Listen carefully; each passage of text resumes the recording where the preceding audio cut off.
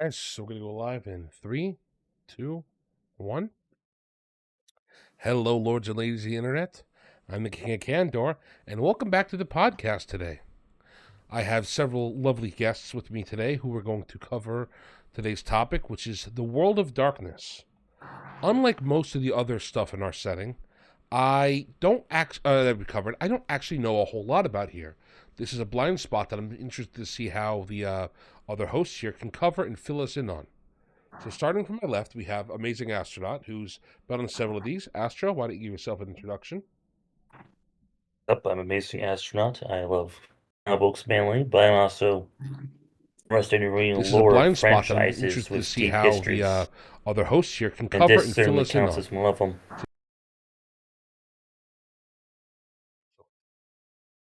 And to my right, we have returning guest Shadow, Mr. Magic Goat. Would you like to tell us a bit about yourself and your experience with this setting?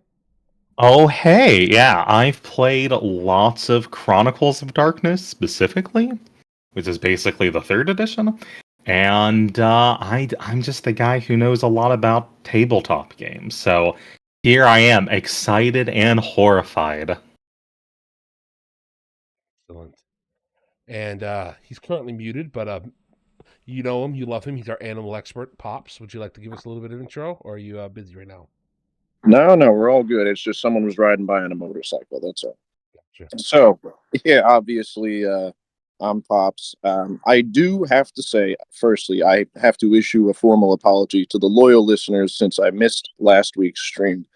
That day I was taking a course on handling dangerous reptiles. So, I mean, while the fellows were, talking about King Arthur, I was doing some gator wrestling and playing with rattlesnakes and pythons and cobras and stuff like that. So, I thought that was a pretty valid excuse to miss out, but what ended up happening was I realized I did not present a signed doctor's note to the king here, so they ended up docking my pay all the way from $0 to zero, and I actually was grounded for 3 days. King kept me locked in his basement for a little while, but I'm back now. I'm looking forward to covering this topic. I also don't have too much experience with it, but from what I have gleaned from some of the research I've done, super duper fascinating. I would say probably my favorite aspect of like the characters and like the lore is that a lot of it draws from like biblical stuff and then also real historical figures and events from like more recent times, like Vlad the Impaler, the Inquisitions and all that. So I love stories that can do that and incorporate them into a more like a fantastical setting. And I think they pulled it off pretty well. So I'm happy to be here and we'll get into it. Excellent. And now, last but certainly not least, is our resident author, Mr. Pag. Would you like to give us a little bit of plug about Hi. yourself? Yeah, I'm Pag. Lex Henderson is my pen name. I do a little bit of writing here and there. I actually wrote my own tabletop game that started as a mod off of World of Darkness, because I love World of Darkness so much. I played a lot of Chronicles of Darkness with Magic Goat here. So yeah, the both of us kind of got into it together. Um, Other than that, other than just loving it in general, I don't have any relation to it. No special bonds here to White Wolf or anything like that. Uh, that being said, I do have a book that's coming out on Monday. You should buy it. It's called Sign of the Void. Yep, there you go. Right on. Yes. There'll be links to his Amazon accounts, so you can his Amazon author account, I think is what they actually call it, in the YouTube description. So go ahead and click it on there and join us watching it. Now, there is a couple things that I do want to cover that's, I guess, gaming related news before we get into it. I have, yes, Astro, you do know what I'm going to post in that server. So I am going to pull it up here on stream. This is something that I want to cover simply because I think it needs to be talked about and I want to stop talking about it. This type of stuff here really grinds my gears. I don't know how well you can guys see it on stream here, but this is a figure that's being released from WizKids soon, I believe. Sorry. They decided to go Let's see, back and... What's up? Oh, yep. I see it. it's Yep. not showing up on stream. Oh, Oh, yeah, You now might it be a has. little behind. yeah, we're like a minute ahead of the actual stream. So just popped up for me. I think we're good. Yeah, that's just Yep. how it works. Continue. Cool. Gave me a heart attack there. So yes, so this is a figure that is being promoted from the new WizKids line, where they're going back and showing off some of the first edition of D&D and some of the iconic heroes there. You might recognize the art in the bottom right corner as the iconic red box art, as it's called. This is the piece of art. The warrior striving forth to slay the red dragon as he fights atop a pile of gold. This is probably older than almost everybody I've ever met online here. This picture's 40-odd years old. This is an ancient piece of D&D history. This is older, this picture, than the entirety of the World of Darkness setting we're going to be talking about soon. In order to celebrate this, they released a figure here. You might notice the figure on the left here has a little bit of extra features in the front, making this a female. This is not a woman. I don't know why they decided to add these chests here. Well, I do, but we'll get into that. People asked Larry Elmore, the guy who painted it, who's a legend. He said that, this was his Facebook post, I was recently asked a question about the ancient red painting I did for the cover of the red box edition. Did you paint the male or female? It's a man. Gary didn't know what he wanted. All he wanted was something simple that would jump out at you. He wanted a male warrior. If it was a woman, you would know. I'm pretty famous for painting women. Larry's women are, like, completely different. You could tell. Oh yeah. If you want to know, I can already tell what's differentiates it. yes. So it's really funny Rank because instead of art style. yeah, because Larry, whenever he painted chicks, they were almost completely naked, no matter what class they were. They were very chainmail. predominantly women. They had, massive assets, if you will. So if he wanted this to be a woman, he would have made it clear. Even the muscle-bound ones, like have you ever seen those famous images of Red Sonja in a bikini? That's the type of stuff Larry Elmore would paint. Now, for this thesis, for this specific painting, while I hid the face of the warrior as anonymous, it was painted as a man. You can interpret it however you want, for that is the magic of art, but I'm answering a question that was asked without the context. Now, the dragon, on the other hand, ... he's clearly implying the dragon can be whatever you want.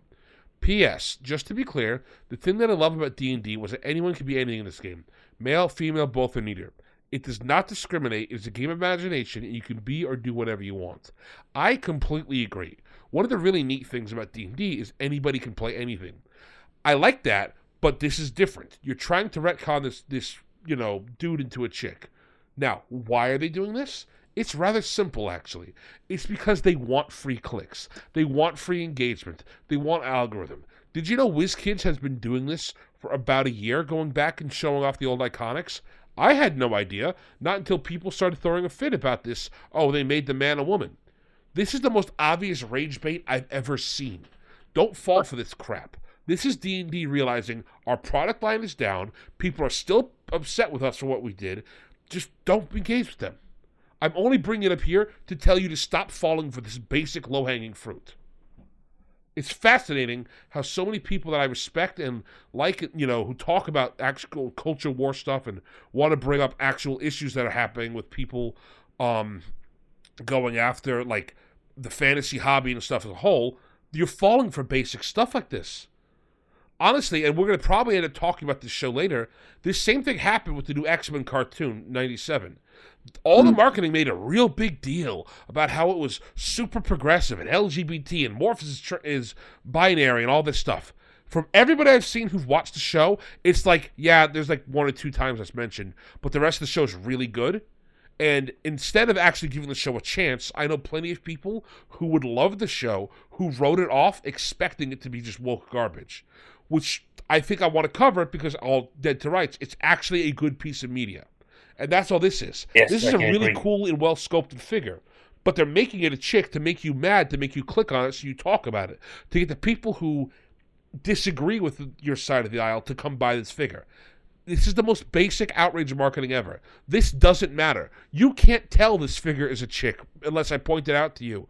Even when looking at front on, it's barely noticeable. The face is mannish, the back is mannish, everything else about this thing's history has been mannish. It's fine.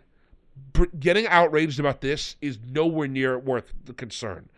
There are so many other actual ways they are subverting and destroying the hobby, and people from the outside who are just tourists that are here to throw a shade and actually do things, like the Custodes thing from last week. That's a bigger concern because that's them trying to retcon stuff to set up stuff they're going to retcon in the Amazon TV show. There's a whole mess of things going around there. That's why I covered that thing, and I even insulted them for giving it to us in such a lazy way. This is also lazy, but this is specific lazy. This is marketed. This is picked. This thing here, they knew was going to cause a controversy. Whereas the Custodes thing, you could tell the way Games Workshop just kind of stopped talking about it when they had a chance. They dropped the whole conversation because they know they didn't want to do it, but they're setting it up for Amazon. This is D&D setting it up for themselves. This is Wizards trying to show that they can still get in the news cycle. You're more than welcome to know your roll your eyes, Jack. I agree. This is eye rolling and cringy, but this isn't what I've seen a whole bunch of people brigading about online. How we need to cancel this and cancel that. This is not a cancelable thing. They want you to be mad and talk about this. This should be met with scorn and ignoring. That's all you should do with it. And I don't want to get on a soapbox and keep going here, but the best thing you can do for when you see crap like this, low effort, low energy, clear outrage bait, ignore it. That's what they hate. I agree. Wizards right now are suffering huge. I just want to point one more thing. They're suffering hugely financially right now. Hasbro stock is tanking. They just had the Barbie movie be probably the biggest success of last year, or financially. It's the only movie to break $1 billion. It's got all these accolades around it. It's got a lot of love and groundswell and all that stuff. And they still lost money. They had Baldur's Gate come out, which did gangbusters and did so well that Larian Studios probably is never going to have to do anything. Larian could afford to buy D&D from Hasbro right now. They made so much money off of it. And it still wasn't enough to make Hasbro profitable enough to return a lot of their other failed investments. Clearly, these are small outrage things. They used to do the same shit in the 90s with a lot of D&D products. Make them edgy, make them, sexy, make them controversial to get people to click on them because they realized it would sell back then. All this is the same thing. Instead of putting a hot chick to sell Mountain Dew to you gamers, they just made, a dude into a thing to sell it to people who want to get outraged about it. Stop falling for the basic outrage stuff. Yeah, man. It's gotten to the point now where it's like just blatant, almost like disrespectful, even to the very guy who made the art. You know what I mean? Like you can literally ask him, hey, is it a man or a woman? And he tells you. This is just disrespectful. It's clear rage baiting, man. It's really a shame. That's kind of become like almost ingrained in like modern, I don't know, marketing tactics or culture, whatever you'd call it. And I get it to some extent because you do kind of have to race for that quick engagement. So controversy does, draw the eyes and attention to you. But at this point, it's gotten to a point where, it's just disrespectful. That's where I really got to start to draw the line. You know what I mean?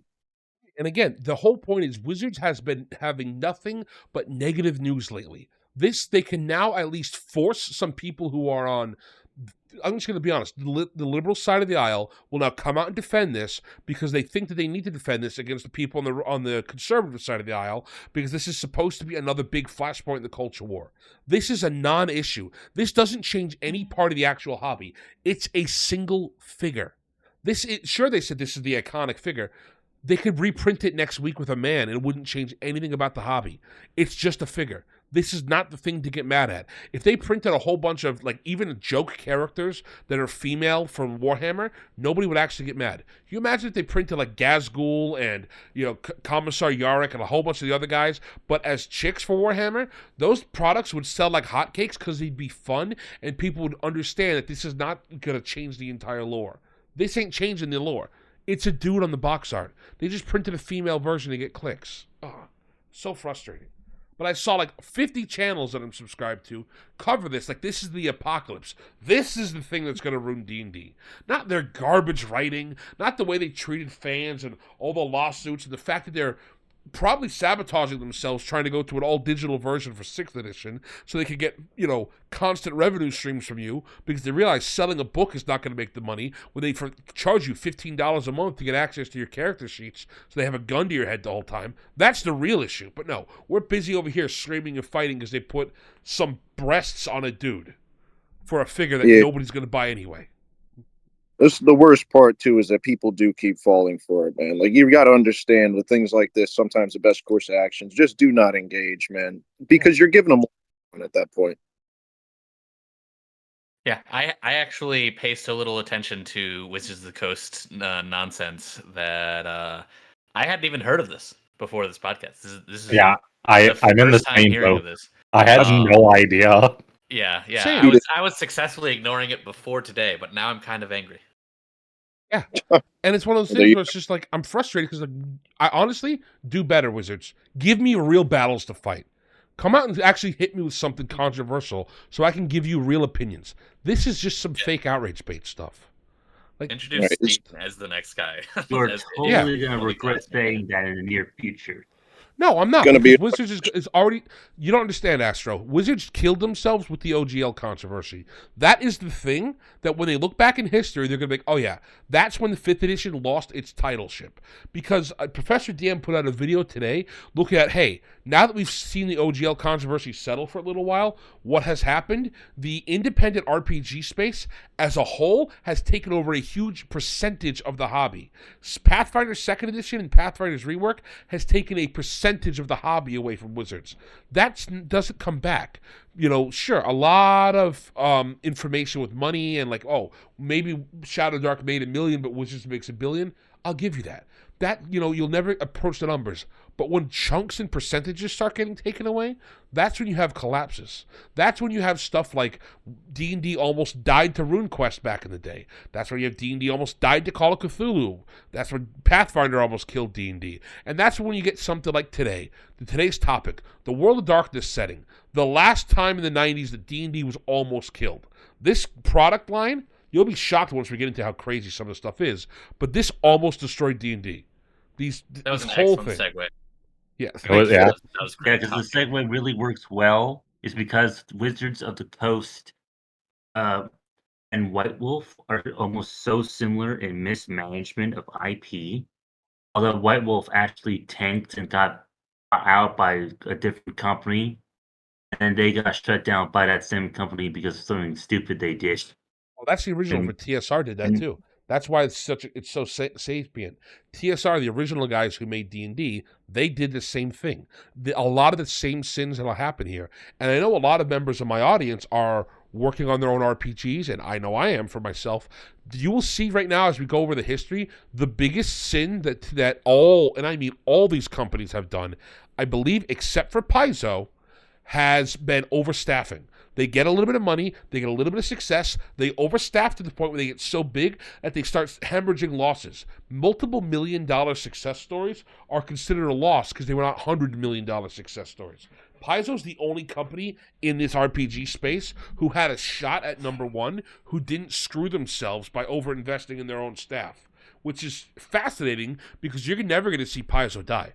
They made such an incredible amount of money off of this first edition of Pathfinder that they basically are insulated from a lot of these bigger losses, if you will, because they set themselves up for success, because they didn't overextend their product line, and because they didn't purposely go out of their way to set themselves up for future failure. Yeah, Well- I mean, I can throw a lot of flack at Paizo, but at the end of the day, they kind of, just make fun games and go with it. Yeah, keep chugging along, man. Yeah. Yeah. Hello, Des. Welcome to the podcast, sir. Eh, Oh, hello, Des. yeah, Hello, hopefully one of these Destructo. days I can not show up late, like 20 minutes late. Hey, it's Yeah. called being fashionable.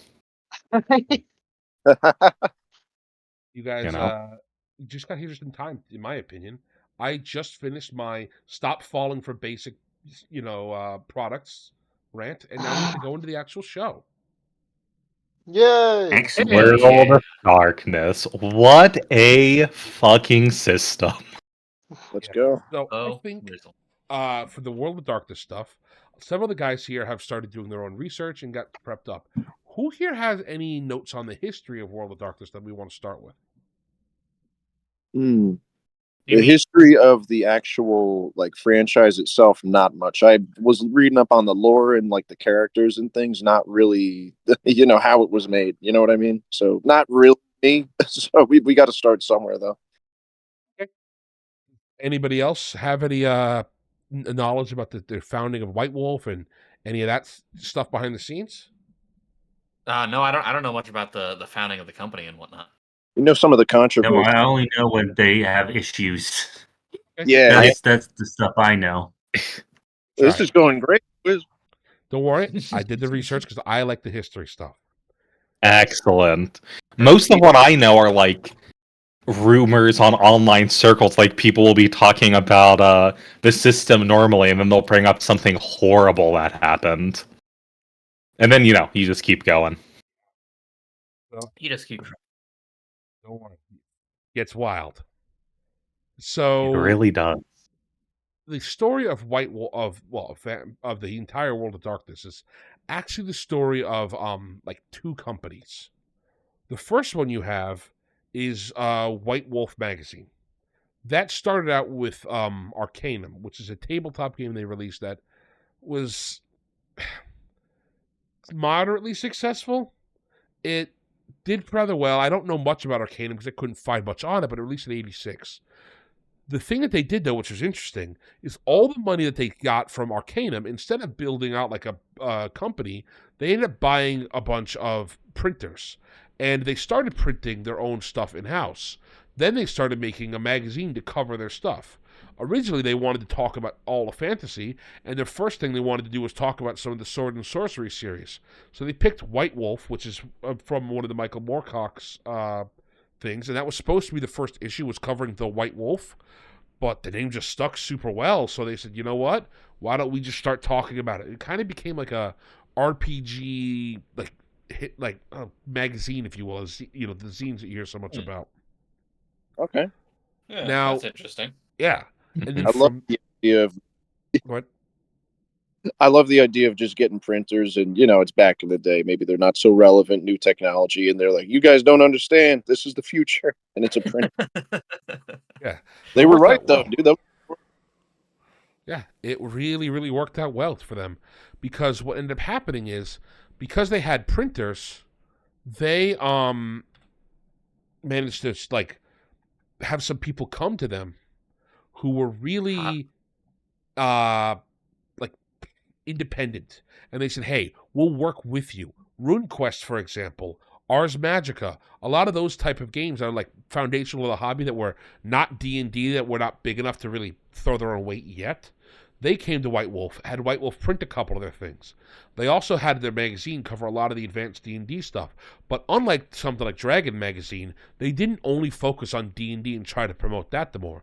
They did a huge amount of covering. And one of the most important things they did was publish the game Ars Magica by a studio called Lion Rampant, or Rampart. I hear it both ways online.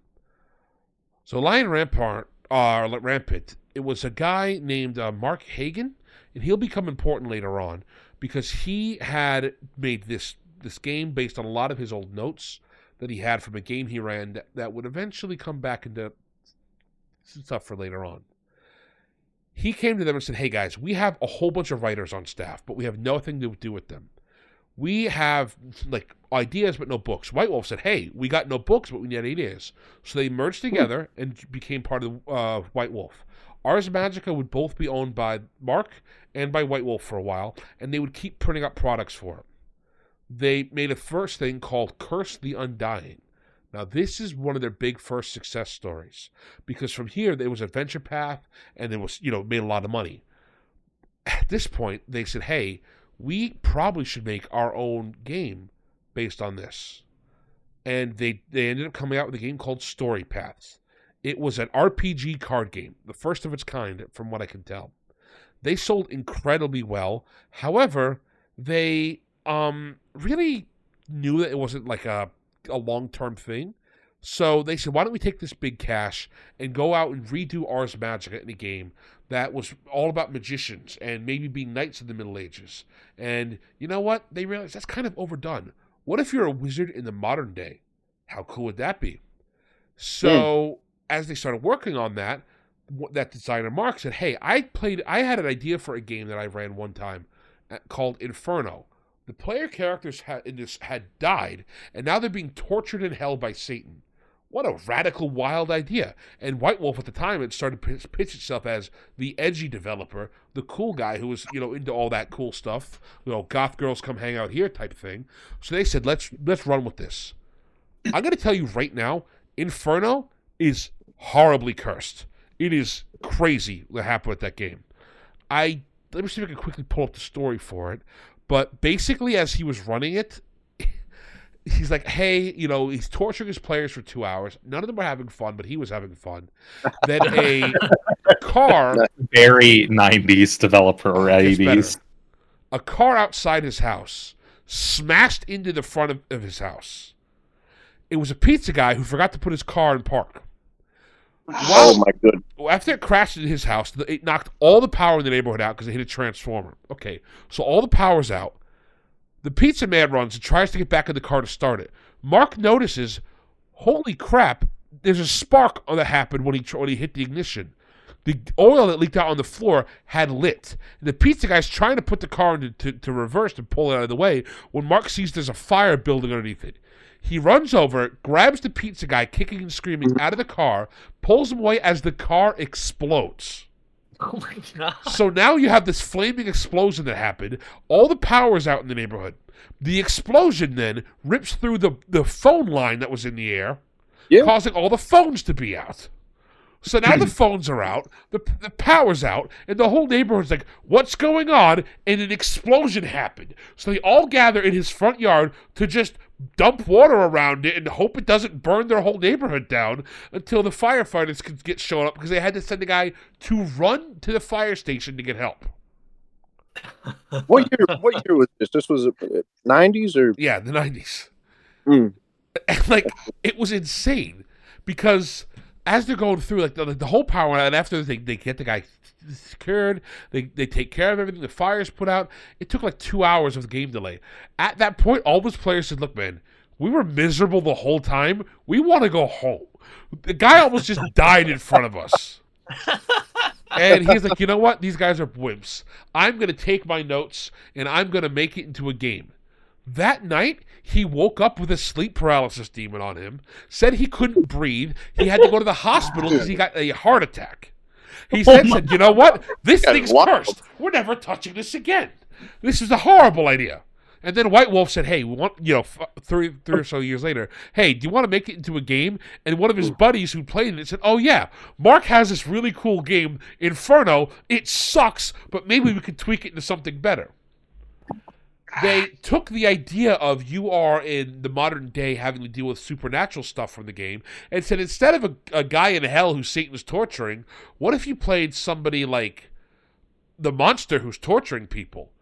And that's how they settled on what if you could play as a vampire? Oh, that's kind of neat. So let's make Vampire the Masquerade. And they started working on it. Unfortunately, they had some weird shakeups where they ran out of money again. But then some guy who lived out in Georgia said, hey, I am a multimillionaire. Hello, Gigi. I will pay for you guys. Nebula. Yes, Nebula. I will pay for you guys to come out here. And if you move your whole lives out here, I'll pay your salaries. And they're like, well, we don't have any options here, so we're going to have to do it. So they move their entire operations to Georgia. And the guy said, in return, you just have to publish my RPG system. The sweet, sweet state of Georgia. Yeah. It turns What out... RPG system was that? See, here's the fun part. Turns out the guy was lying. He wasn't rich. So he just had to move all the way out there. Oh, and man. They were staying in a house, and they were like, yeah, we all moved in here. We got new computers. We were all set up. We were excited to go in. And then after about 2 months of working and printing, some guy knocked on the door and said, who the hell are you people living in my rental home for free? Oh, no. Oh my god. I was just thinking they would realize when the first check didn't clear, but man, that's so much work. It gets better. Then they couldn't do anything. The guy whose house they were renting it illegally said, hey, look, man, I'll give you guys 2 or 3 months to get out of here because this is clearly not your fault and I wasn't renting it anyway, as long as you clean up the place on your way out, but you got to go. This was right before Gen Con in the 90s. So they were like, we're telling people we're going to launch a product at Gen Con, and instead we have to now move. They couldn't get it all done. But thankfully, the guy who made Shadowrun, they said, hey, why don't we, carpool together and we'll all go to Gen Con. In that car is when they finished the first 16-page pamphlet of Vampire. They managed to print out 40,000 copies when they got there and distributed it out as a playtest. It went really well, and because they were so depressed and so doomer about everything, instead of like being cool vampires like you'd expect, it was depressing. Everything sucks. I hate my life, and it was perfect. And it hit right when the grunge movement started, right when emo kids started getting really popular. All of that. Yeah, You say the rest was history. It would for be. you young out there, that was the most average sequence of events in the 90s. It was a magical time. You guys will never know. You never know. But yeah, Just Tuesday. the game was a mega hit. It sold in '91 so well that it unseated D&D for the top game that year. Really? Damn. For that year, yeah, Look at that, man. it went What do we- insane. Pretty So fantastic. yeah. So what happened is they went back and they made it a second edition, which ironically is called first edition by most people, but it's actually the second edition because the first edition was only a 16-page booklet. That's the one that they released to people and it got out to the market in '91. And the cover is really cool. I don't have a picture of it saved. It's a green marble slab with a rose on it. It was so wild because people are like, what? There's no monsters on the cover of this thing? There's no sexy ladies? How do I know how to play this game? And then it became a marketing point to say, well, just pick it up and find out, which worked incredibly well. And Wow. That is kind of aesthetic. I kind of dig that, and it works with World of Darkness because everything in World of Darkness isn't what you expect. Yeah. I mean, it's in the neighborhood of what you expect, but it isn't really what you expect. Mhm. And I think that kind of works. I kind of dig that, honestly. That's pretty cool. That's an interesting little story. I hope that whenever I launch my game and whenever you launch your game, that nothing nearly as interesting happens. I hope that it's very, very smooth and normal. that's why there's an old Chinese curse that you live in interesting times. Exactly. The monkey's Just paw 100 apiece. girls. But so what's interesting is they sold out so effectively, they had to pay people who had printers to print their game because their printers couldn't keep up with how much they were printing. Remember, these guys went all in on let's buy printers to keep our company alive, and even that wasn't enough printers. Then they released Werewolf the Apocalypse, which came out the next year. And I believe they also released the third edition of Vampire, which became known as the actual first edition again. Because Vampire has the most confusing edition numbering I've ever seen ever. You think D&D is stupid. Vampire is even worse. So with that, How many first editions do they have? this is the last first edition. That's actually the third edition. Unless you count New World of Darkness I was going to first say, edition, until we get to the relaunches. which becomes Chronicles of Darkness, which is second edition New World of Darkness. Goodness. Which is the best version of the game. We'll get. Which No, is I run think, by a different I company. actually think you're wrong, and I'll explain why. Clearly, All right. based on all sales metrics, the best version of the game is the live-action role-play, because that's got like 40 times the amount of players. Yeah, I was going We'll to get to that in a say second. specifically is like incredibly big for LARPers. Gross. We'll get into the live-action I- role-play stuff. We're not even done with the history here. We've only got 2 of their games out right now. We got Werewolf the Apocalypse, which was a smash hit. It was not as big as Vampire, but it did enough numbers that they said, we're going to go all in on here. Then they released Mage the Ascension. Now, do you remember earlier when I said that companies had this moment where they started making a lot of money and they just started throwing gas on the fire and they started investing more and more and more until it got to the point where they shot themselves in the foot? Right. Welcome to Mage. Yeah. Welcome to Mage. Mage is when they said, you know what? We can't fail. We're going to be bigger than God, like the Beatles. So they dumped into Mage and they doubled their staff during this time period from Vampire to Mage. Mage sold less than Werewolf. Mage is so cool. Mage is And- cool. We'll get into what It's these so actual games are cool, like in a though. minute. Let's pause for a moment to state these are the 3 big games that always get updated and are their most popular.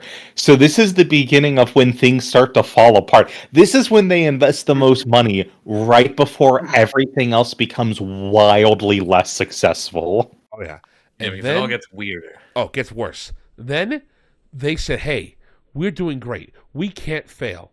They go back to Mark and say, hey, Mark, you remember that game Inferno? The one that almost killed a guy and then our company almost died trying to do.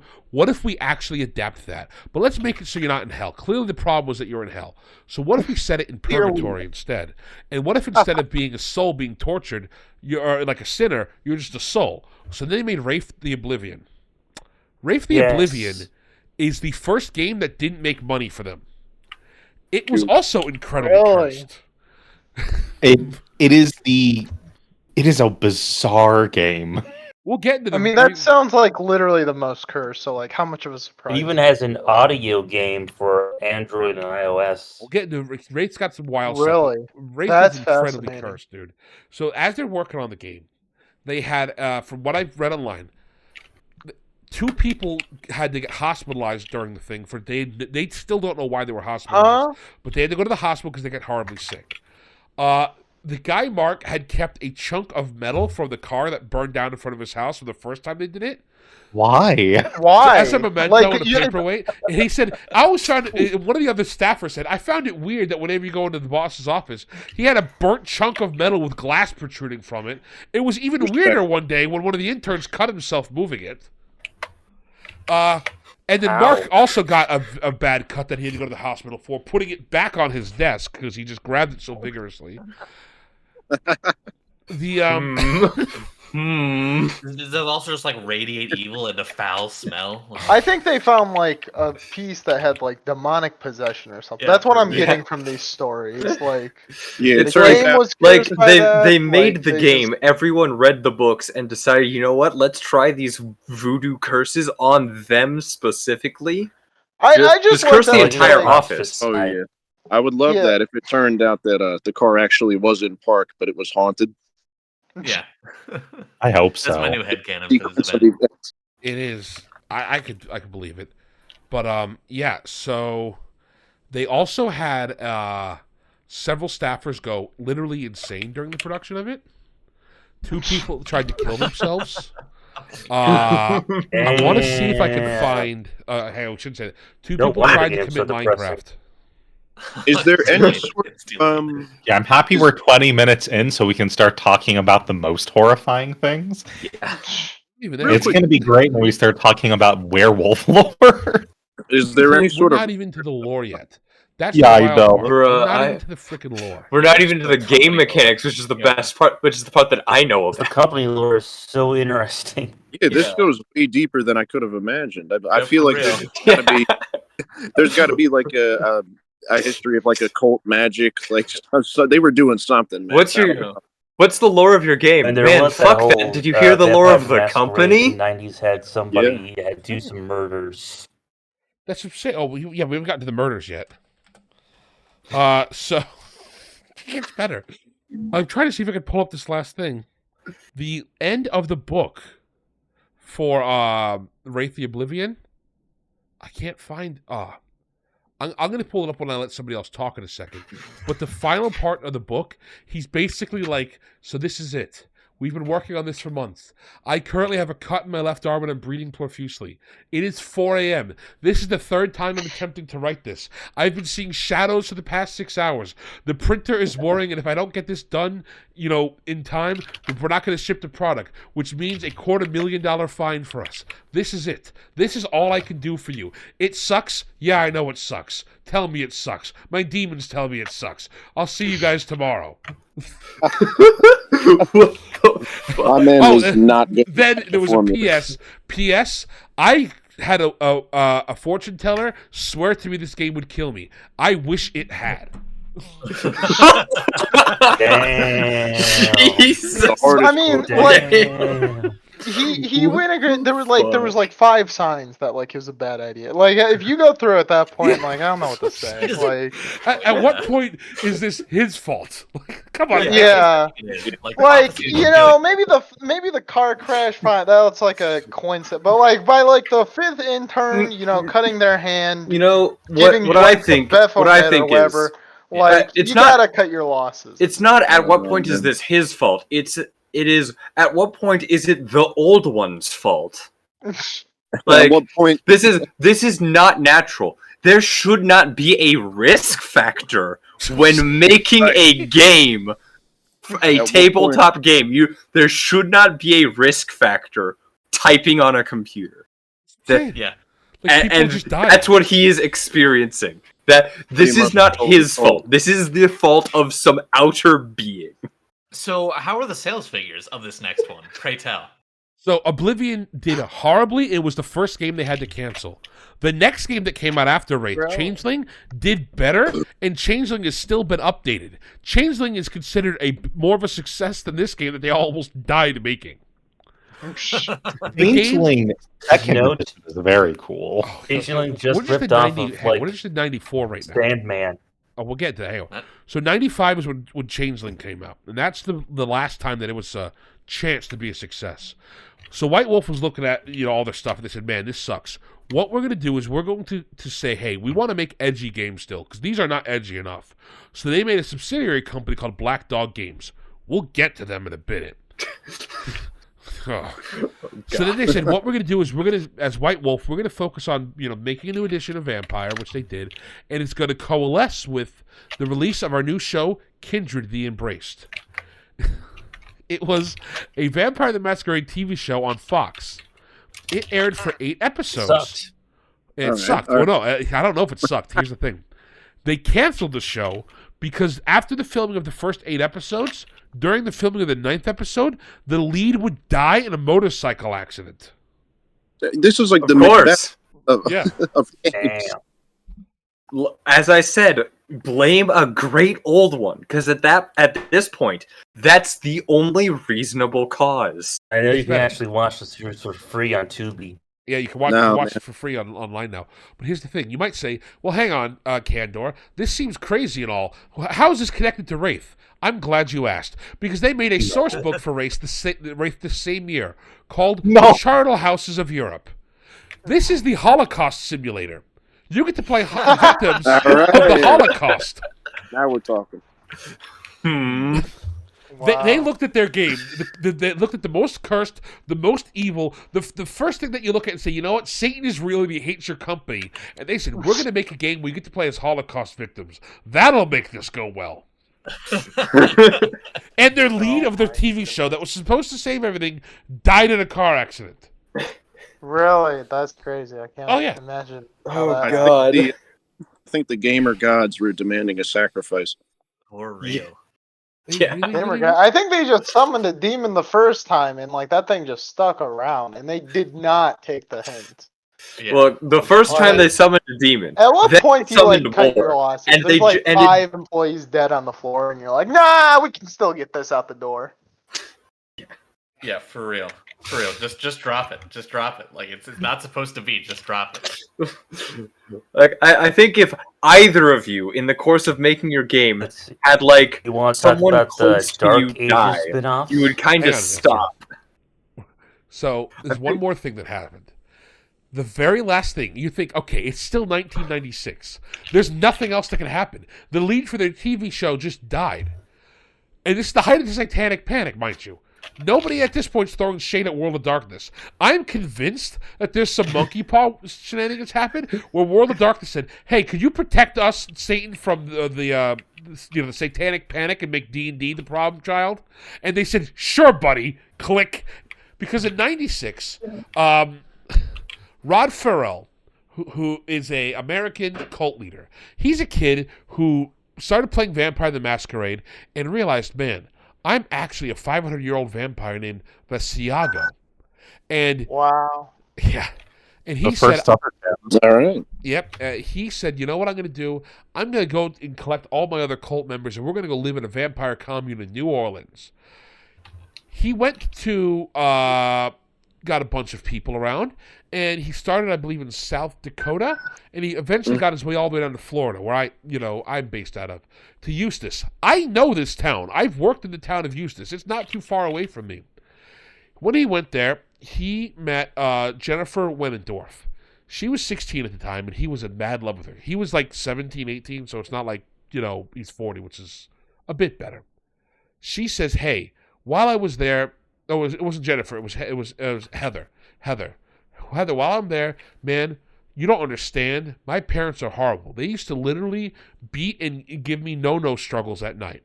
So, being a righteous, cold, hot-blooded hero, Roderick over here said, "You know what I'm going to do? I'm going to solve this problem. Even though we're vampires, we don't let monsters live." So he went out, man. took a crowbar, and killed her parents. Then he allegedly had them drink their blood. Incredible. I I thought can't Florida believe was D&D did this to him. I can't believe it. Remember, this is in '96. This is the same year the motorcycle accident happened and the Holocaust book came out. Okay.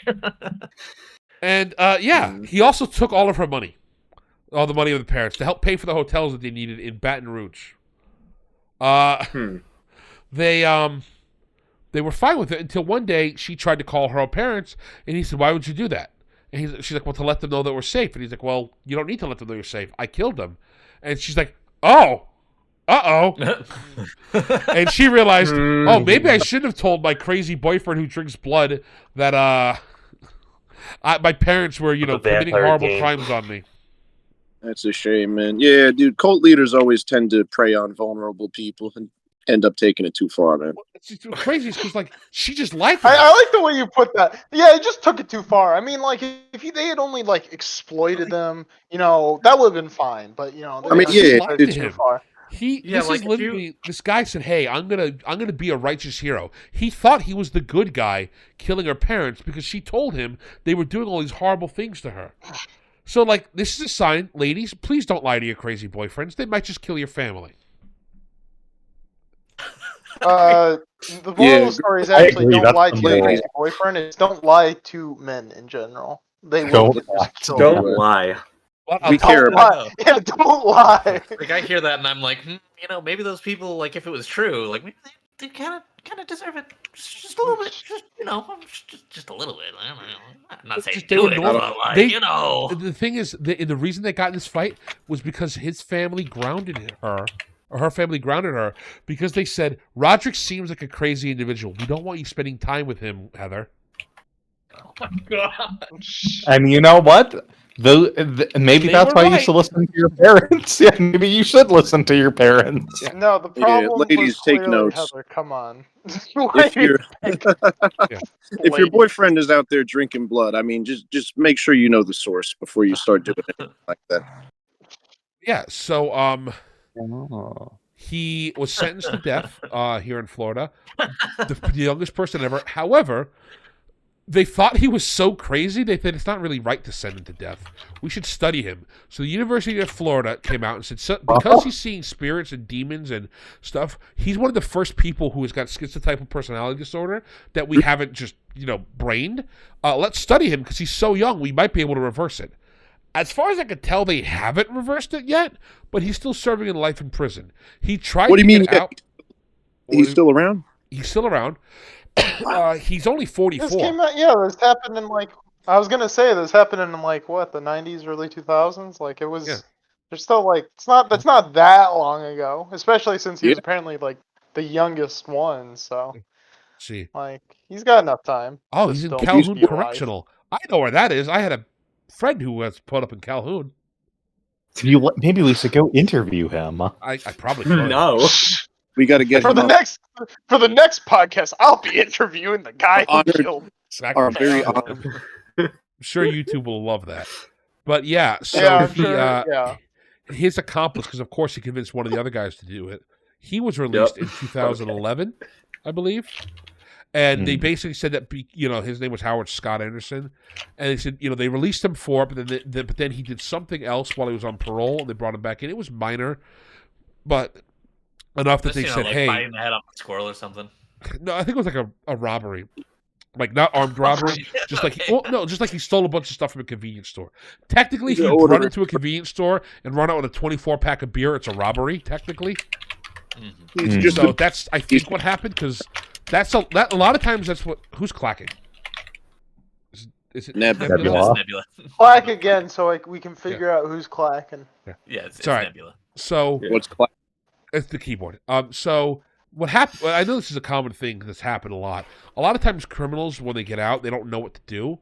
and instead of just trying to find any sorts of things, they just steal something because they're thinking, oh, if I steal this one time, I'll be fine. And then they get caught and violate the whole parole. It's like, why would you do that? Like, come on, man. And then some go on the Joe Rogan podcast. Shut up! Don't talk about that. So don't give me. It's okay, boys. We'll just all do ketamine and we'll know it. That'll be great. Hell yeah, dude. Hell yeah. Special No. K. Yeah. So, do you? So is there? that's the end of 1996. Yeah. At this Is point, there? Do you go ahead, have the lore?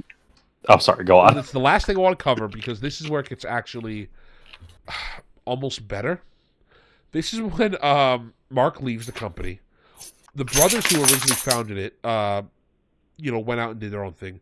Mark made his own game called Exile. And White Wolf noticed that they were losing sales, with only Vampire the Masquerade remaining profitable. So they cut everything down to just a Vampire. And in 1999, they said, we're going to basically do a reworking of everything.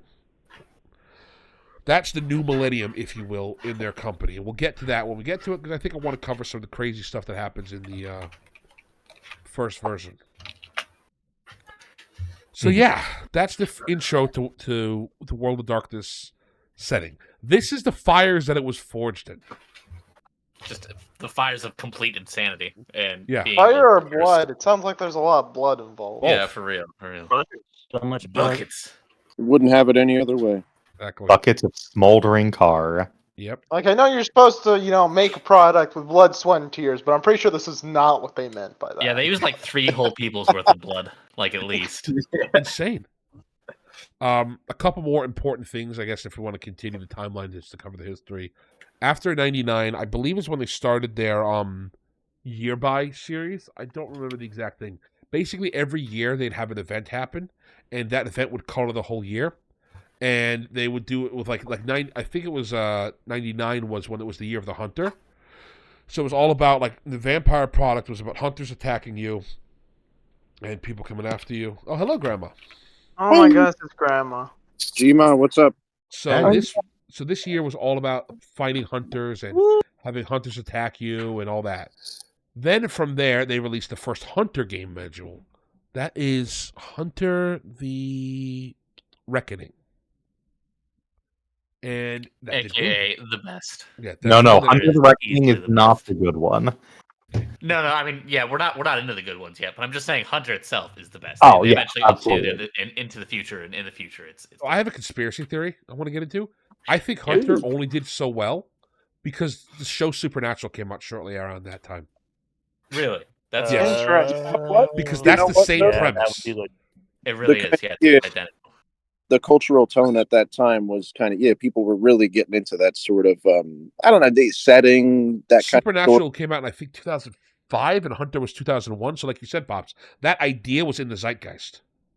yes, And that would keep that's it popular forever. I want to go punch monsters in the mouth as a dirty human. Pretty cool. Before we continue, Grandma, I would like to thank you for joining us today. Would you like to tell us your experience with the World of Darkness setting? I have none experience with World of Darkness. Perfect. You missed all the craziness earlier. The Holocaust and the several murders came up. Oh wow, that sounds yeah, spicy. it was. This company's insane. it's right up your alley. Yeah. Exactly. So then after Hunter, I forget what the next year was, but it was lame. The next one after that was the Scarab. So then they released Mummy, the Resurrection. You immediately could see they learned absolutely nothing about the last time they released 400 products, and they just started doing it again. Then they released Resurrection Exalted, which was like a high fantasy spinoff. Then it was Demon the Fallen, and then Orpheus. Just Orpheus, not the anything. Orpheus. Yeah. That's one of those things I remember somebody brought it up earlier when we first discussed this topic, like as a premise. I mean, it's kind of a cautionary tale about you got to be careful, otherwise you get stretched too thin, They did work themselves kind of into a corner by doing that. They just kept writing and writing and writing themselves, and it's like, it's cool that you have all these products, but they didn't mesh well at all. I want you to remember, at this entire time, none of these products were sideways compatible. None of them worked in the same systems. Everyone Correct. had different rules. it's Very very Which is very strange. stupid when you're in a shared universe. Yeah.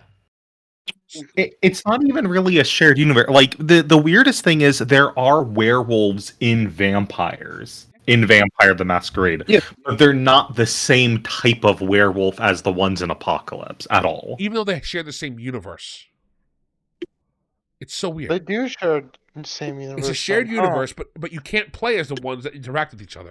None of the That is- vampires you meet in Werewolf are statted as the vampires in Vampire. They're statted as like wild vampires that you find in the woods. It's so weird. And then That the is- hunters. Yeah, it's- that's very odd. So then this is where in my opinion, the most important thing happens to Vampire. Orpheus had a spin-off called Mind's Eye. This was their attempt to bring women into RPGs because they noticed a lot of chicks play this game. But ladies, obviously, they don't like rolling dice and they don't like having fun. So instead, we're going to make them dress up and play live-action roleplay sessions. Oh my goodness. What a great And idea. you might think, Sounds- wow, how sexist and terrible. Here's the thing. It kind of worked, but not for the way they thought it would. What happened is women were already super interested in Vampire because it appealed to them better than high fantasy does. D&D is very much in like a masculine hero's edge fantasy. Not that women can't enjoy D&D, but Vampire, because the system was so bad, all of them, the aesthetics were super on point though. Ironically, it's kind of like Helldivers. Helldivers is very janky and broken at times, but it feels great playing the game, especially when Sony's not involved. By the way, Sony comes back later. I referenced Helldivers not for a random thing. Helldivers and Sony will come back like 3 times in this story. Okay. Oh, don't Can't worry. wait. Sometimes you can get an audience that you're not even expecting, you know? Yeah, so they found that a lot of women enjoyed the game, which is great, and this is actually what drew women into the hobby. This is why D&D ended up shooting itself in the foot for 2nd edition. A lot of people have fond memories of 2nd edition. But what happened is halfway through 2nd edition, they realized, oh my god, we're losing product share to these vampire guys because they're bringing women into the hobby. We need to bring women into the hobby. That's when you get some of the really, really weird rules. Like, they said, okay, your charisma is how sexy you are. But then that wasn't taken over very well from players. So they added a 7th stat called sex appeal, which was also not taken over very well by Really? players. Then they added a special that females got an automatic attempt to cast like the dominate person ability, but they had less strength. There's some wacky rules that they put out in 2nd edition to try to That's- bring women into the hobby. Well, Fascinating. You know what, That's though? Interesting. I appreciate the attention to detail and kind of like making it so that it's not like realistic, but you know. Yeah, you- they tried you to put make it different when people- that's not what women wanted. Women just wanted you to tell a different type of story. The story shouldn't be me and my buddies covered in blood and and dirt kicking a door and beat the vampire to death. Women want a much more engaging. They want actual stories. You'll find out. This is why. It's gonna be off topic. If you look into how to adult content, women prefer to read it, whereas men prefer to watch it. Why? Because women like a semblance of a story along with it, whereas men prefer simply the acts and the base parts of it. Not that either one's wrong. It's just this is psychologically how it works. The same Yeah, thing the goes little with- like yeah, the same thing with tabletop engagement. games. There's The way actually a that you book in World of Darkness for Vampire the Masquerade that is in that genre. Honest Hearts, I believe, if We'll get my to that. memory is correct. I'm glad that you know, Astro. You just know off the top of your head. You got you're like, oh, yeah, that's kind of like this one. Very interesting, Astro. Yeah, we're adults here, Des. Oh, Infernal is. Hearts. Yeah. All right. So first, since we brought it up, side note. That book and that series is considered terrible by people who like vampire because it has a lot of let's say Alabama type relationships between family members. Hey, There's a we're being lot of historically hey, I accurate. don't It's want just that right fiction. now, but I really want it right now. So shut up, lady. Type relationships going on in there. There's a lot of hey, that's my dog type relationships going on in there. It is wild that it was even published, let alone it's considered canon. Just Oh, is that the one that adds the rules for breeding? yeah, it's not a No, it's not rule book. They have Not a It's rule reading an actual rules. book. it's an Okay, actual so book, They but based on the have book where they added the rules for reading breeding. rules. okay, so for werewolves specifically, there are rules for breeding. for procreation. So werewolves, we're gonna get into this now, just so that I it's not burning on my consciousness. When am I gonna bring up this terrible thing? So werewolves can permanently be humans or wolves. The in-between state, the werewolf state, that's the one you're limited to, in how long you can be in it, usually. Okay. Because of this, and because werewolves are actually based off of like mechanical stuff, werewolves are less human than vampires. Even they're more like spirits. And of course, it depends on the edition and stuff. This sort of thing changes all the time. But the thing is, werewolves want to procreate and create more werewolves. So sometimes a human werewolf will turn into a wolf because they'll smell that this particular wolf can breed werewolves, because apparently it's a scent they can smell, and they will procreate with the wolf. Sometimes wolves just become werewolves and they become humans and they procreate with humans to make more werewolves. But because they were originally a wolf, they don't necessarily understand the fine art of courting humans. Right, yeah. And so they give no hugs, among other terrible, terrible things. Another thing to bring up, this is a key part of the lore. Werewolves have a psychic ability that automatically wipes the mind of humans who see them because they're so horrific to behold. So they give no hugs, and then they're forced to forget that they were given a no hug, and they don't know why they are suddenly with child. Wow. They got the built-in neuralizer for Men in Black. Yep, it's pretty. Yo, It's wild. So, going back to I want to know what white woman wrote this. Because, like, come on. Like, no white woman did. It was actually a Bram Stoker award winner. No white woman, white wolf. No, we're talking about World of Darkness creators. We want to know what white woman died to make this, because what woman did they sacrifice to? All right. Get this. So here's where it gets even wilder. So at this point, this is when the LARP breaks off. The live action role play is like 2 to 3 times bigger than the regular vampire stuff. There's like a whole bunch of civil wars between the guys who own the product and the live action roleplay community, to the point where the live action roleplay guys have successfully spun off and make their own products. There's like 2 or 3 that are separate from this that use their own lore, because what happened is, during that whole time I mentioned, every year they updated the lore with a new year of, they realized, oh my god, we have like 4 canon editions of Vampire going right now. And there are thousands of splat books going on where random parts were happening, and like they had to end the world. It was so complicated that people just stopped buying it. I mentioned all the complaints you have about a Marvel product, except you have to read every Marvel book because every Marvel book is tying into each other constantly. So, that's a weird kind of tread, man. You know, it's a balancing act. Oh, shoot, I did forget something in 93, guys. I would like you to pull back to remember when they were talking about, hang on, you're going to love this part, Des. This is your people. So in 1993, we got a source book called Berlin by Night.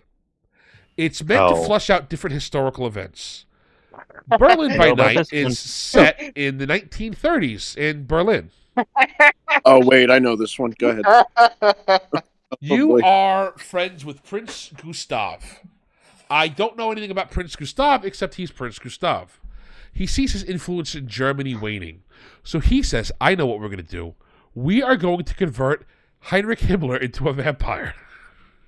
Because if we do that, we can control Germany from behind the scenes. This goes completely successfully. However, Hitler is so powerful in his will that he's able to free Himmler from the domination that you had put him under. Oh no. Himmler then becomes a super vampire who starts his own vampire group that goes on to start called the Final Reich. Oh no. Collect yourself. During this time, Hitler escapes, of course, because Uncle Adolf is just good at that, apparently. Having unlocked his magical powers, he goes into isolation to start gaining, a mass mana to reshape the world in his image.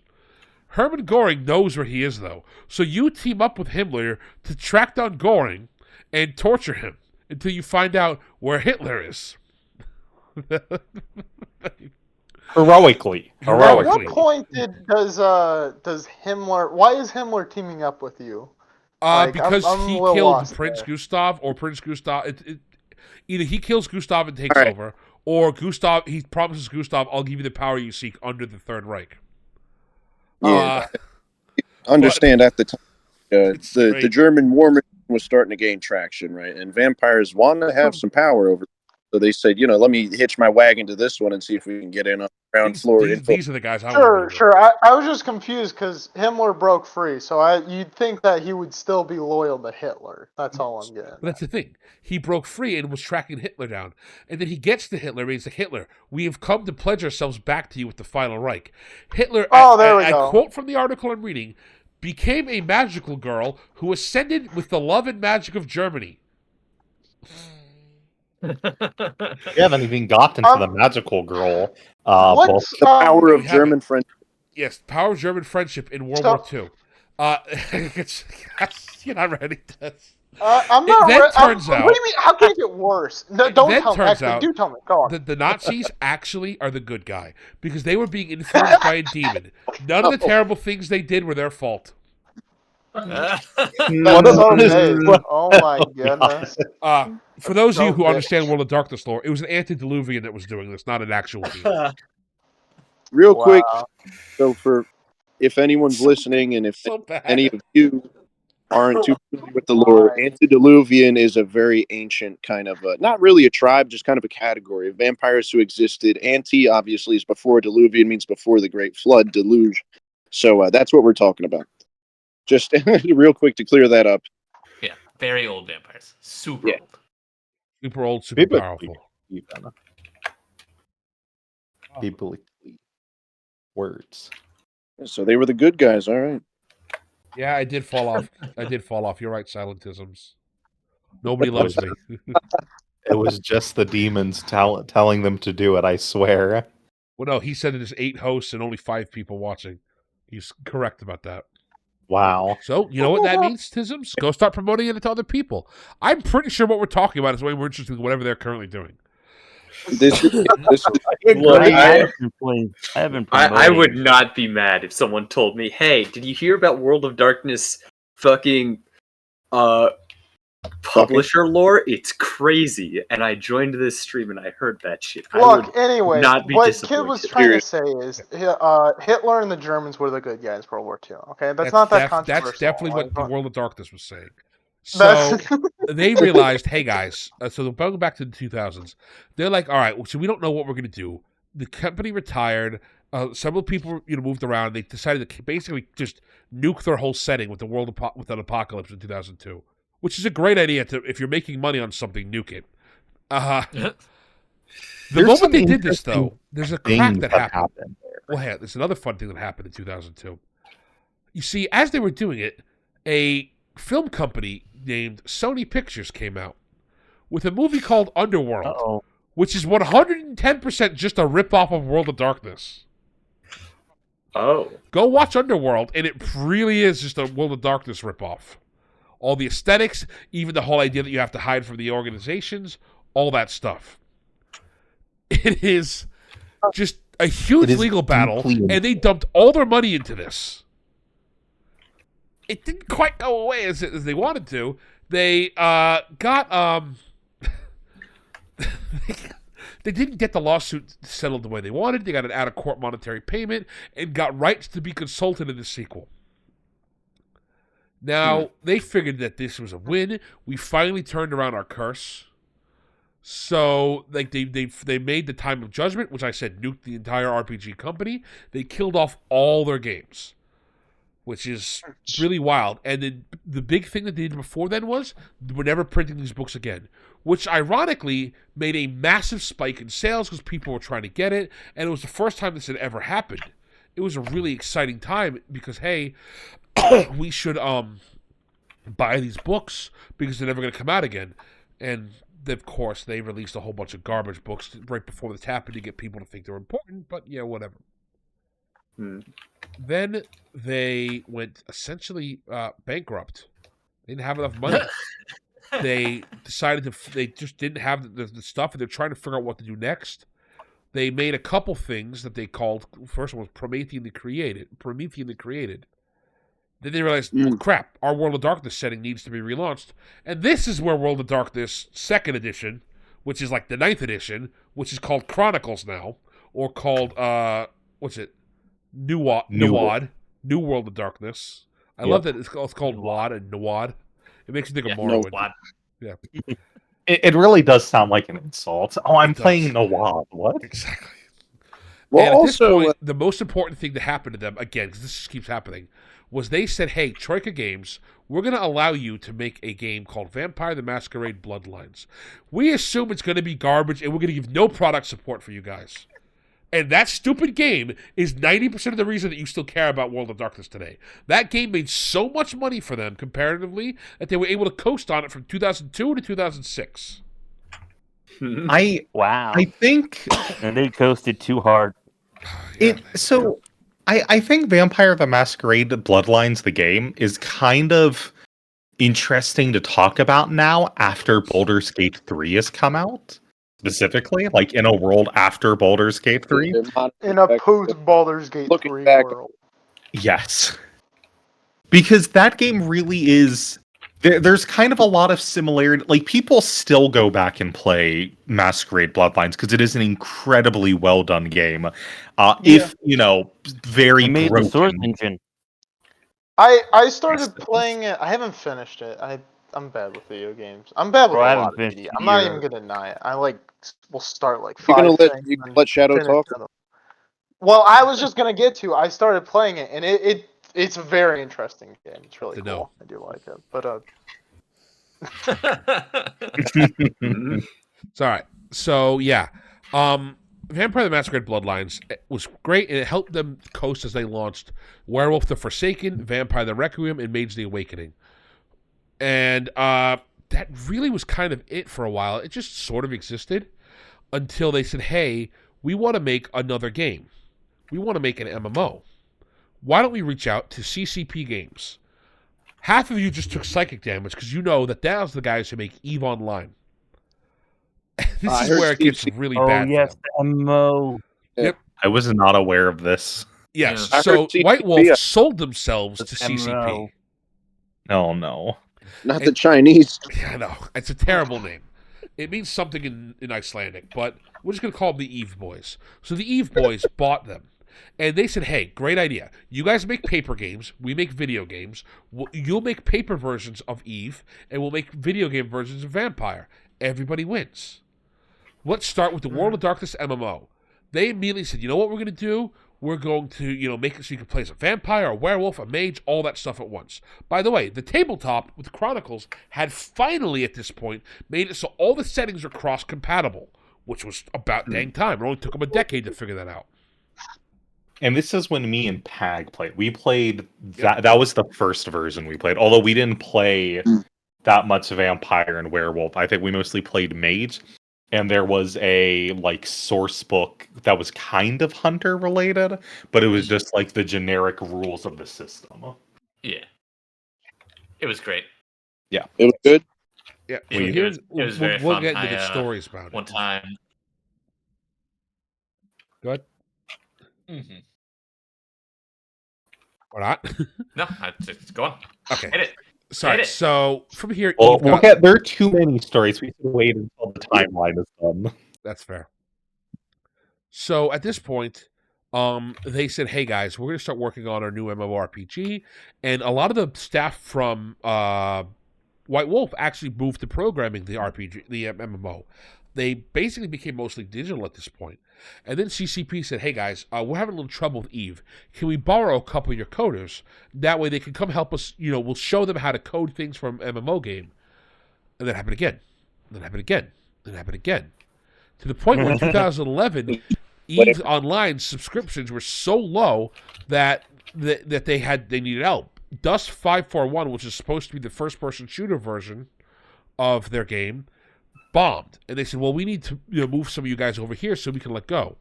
Then when that bombed again, they're like, well, we're out of money. They just fired 20% of White Wolf's workforce, and everybody else who was working on the MMO that's been in development for 5 years, they just moved over there. The CEO, Rich Thomas, would leave and form Onyx Path Publishing. He would license the World of Darkness from them and started working on a lot of those old games that are like Mage the Ascension and Vampire the Masquerade, the original stuff from the 90s. He was doing 20th editions of those and all that stuff. And he worked on the LARPing part of it, which they still own to this day. So now 20th means 20th anniversary, if anyone was confused. Yes, my bad. It's not the 20th edition. We're not quite there yet. So, at this point, CCP was out of money. EVE Online was not making the money it needed to, and they just kept firing people randomly from White Wolf. At this point, they canceled the MMO in 2014 after 8 years of development, fired more people, and then in 2015, Paradox said, hey guys, these are the Paradox. By the way, yes, this is the Paradox who makes Crusader Kings, Hearts of Iron 4, and, Europa Universalis. They looked at it and said, hey guys, we have Crusader Kings. We love incest. We read your book that has incest. Why don't we buy your company? So they bought White Wolf for... Interesting. Yeah. Wow. I don't know how much it cost. I couldn't find the cost of it, but it was several million is what the initials. They said, hey, well, why don't you guys actually make us that dang MMO? And as they started working on the 5th edition of World of Darkness, which is, another rabbit hole, they said, hey, why don't you guys, while you work on it, take a few years, write a story, write the lore, fix your problems. And then they came up with... This is 2006 or so? 2015. Oh, what the hell was I thinking? 9 years ago. Yeah. So this is where the modern version comes out. Oh, yeah, okay. So is it still owned by Paradox? Or is that like spoilers for what's about to happen? Okay. Oh no, it's still owned by them. Okay. So it's still owned by Paradox. Oh, it gets weirder. So it gets owned by Paradox now. And they take some of the staff from Paradox and move them over there. If you wonder why in 2015 Paradox had a big shakeup, this is why. Because they bought their new toy, they wanted to put it to work immediately. While they were putting them to work, trying to figure out what to do, they someone else died. Well, no, I think he read the comment in the chat. No, I haven't. Directed towards Grandma. Oh, never mind. Let me have a look. look. Comment chat? If there's a there is a comment specifically for Grandma. Bear. Yeah. We'll let Grandma answer that question after we finish this fun time. So at this time, they were trying to figure out some of the setting material. This is where we have to talk about Beast of Primordial and Matt McFarlane, I'm pretty sure. Because he happens around... Yeah. So well, that is a good sign. I like this sign. That's always a good sign. Whenever hears a name, goes, I just want to say, before we talk about the controversy, let me shit on Beast for a minute. Go ahead. Awful system to run. Beast is horrible to run. Beast is a game you run for other GMs, but not in a good way. Not like Godbound, where it's actually fun. Beast is a game where the whole point is, how you were talking about the story at the very beginning about them being in hell and being tortured by Satan? Yes. Yeah, so Beast is like that, but you're Satan torturing people. It's like the end of that. It's like they changed a bunch of things between the beta of it and the official release of it. But basically, you have the soul of a mythical creature, like a dragon or a kraken or something. And to sustain yourself, you need to torment people and scare the shit out of them. One of the examples in the book is an old lady sneaking into a bully's room and poisoning on Halloween and poisoning his candy enough to give him a stomach ache. And then beating him up and stuff like that. And remember, these are the heroes. This is all This is going to be very important for when the controversy comes up. This is all contextualized as a good thing. All the like tormenting and scaring and torturing people in Beast, this is a heroic thing you're doing. And I want you to understand the game book. Yeah, according to the game book, and That's the according to the objective, author, here's his That's quote. the objective. As a GM, it's not fun to just have a bunch of guys run around getting tortured by your players. Weird. So here's something great. This is a quote from the book in McFarlane. It's not direct quotes, but it's like contextually given. Being born as a beast is similar to being born as a member of the LGBTQ. You're both persecuted.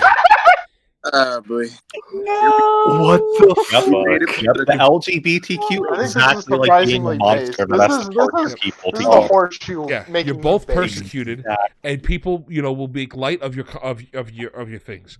The difference is, in Beast, you have a chance to strike back. You can feed off the negative emotions they give you. Yeah, I'm just saying, man. Like, why should you be concerned what beasts do in the privacy of? Beast is such a terror on so many levels. It's horrible. Let's also not forget. So we mentioned how these games are now cross-compatible.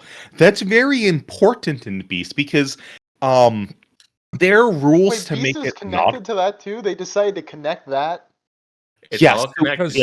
Why? Like, maybe don't connect these. What about Beast- that? Like, They didn't you do that. leave that one. Well, out. that's the monsters? issue. That's the issue that they wanted to address. Kind of is if the fact that it's you try to do that in the wrong way, you get stretched too thin. It stops making sense. It's the same as the Marvel problem that you mentioned earlier. Yeah. This technically isn't White Wolf directly. This is, remember I mentioned Onyx, the studio that spun off, that licensed White Wolf from a while from Eve? This is a game they made. But because they couldn't make like everything directly, they were allowed to do this. It's a book set in the World of Darkness setting. It is canon. But here's the really like icky part. Matt McFarlane is not a good dude. There's this quote which is surprisingly poignant.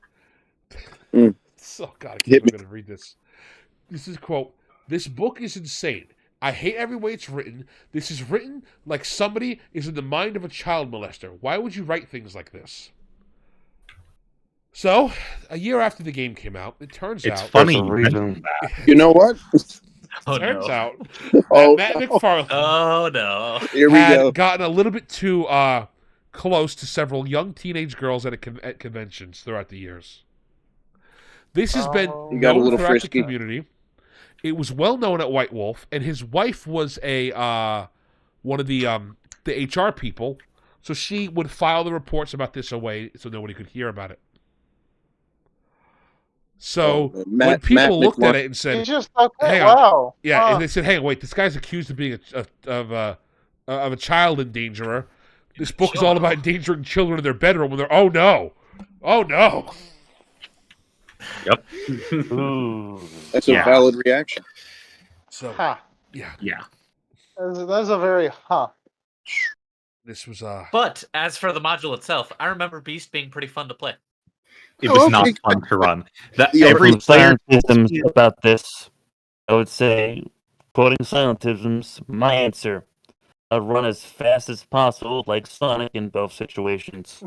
You are Let me see what quite he bad, said. Astro. Could you leave and rejoin the call, sir?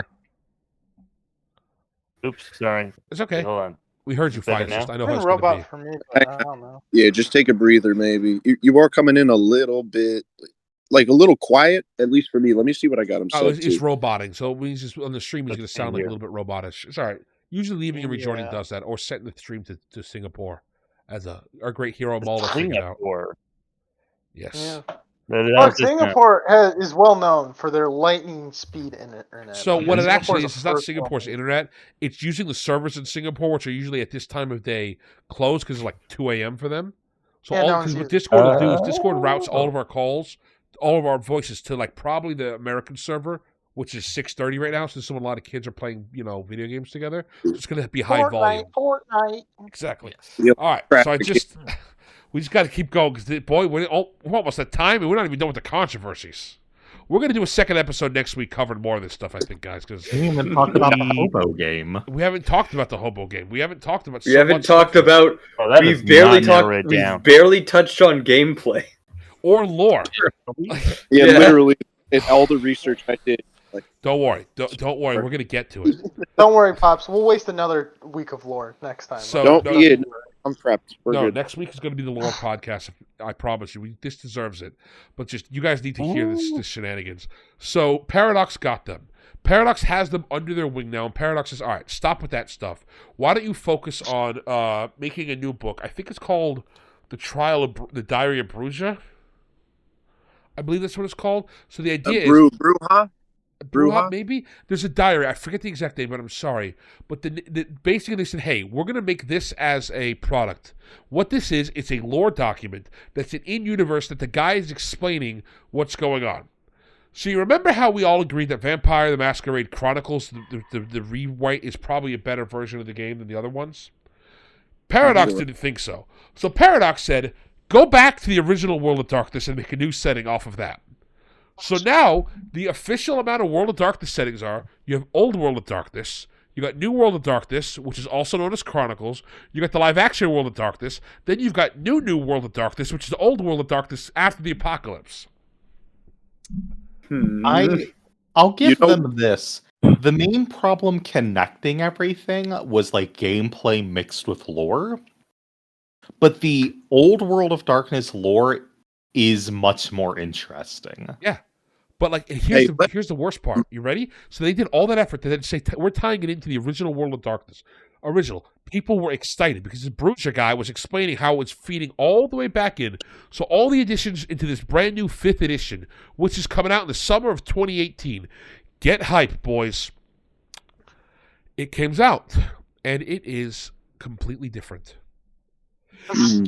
Hey, you know what? Real quick. You're telling me the marketing speech was lying? That's wild. That's never happened before. It's random a little bit, but I want to clarify. Since you said I believe the character Bruja is kind of a title, and also it became someone named Troil, right? And it was never confirmed if it was a man or a woman. I wanted to clarify that with anyone who knows a little more than me, because it is one thing I ran into that it was a little confusing for me, because I would hear Bruja, Troil, not sure if it's a man or a woman. Does anyone know? I don't. But I know next week we'll have a full answer for it. Sure. Okay. Bruja's a clan, so I think it's supposed to be like their progenitor, but it depends.